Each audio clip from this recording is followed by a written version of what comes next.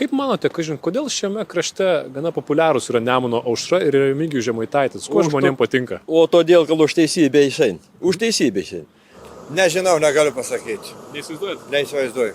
Nu, kai jie protingai galvoj, pirmininkas protingai šnek pagal liaudį. O aš savo nuomonę savo pasiliksiu. Supratau? Ačiū. Nesuprantat, kodėl žmonėms patinka? Gal dėl to, kad Žemaitaitis, ne Žemaitijos.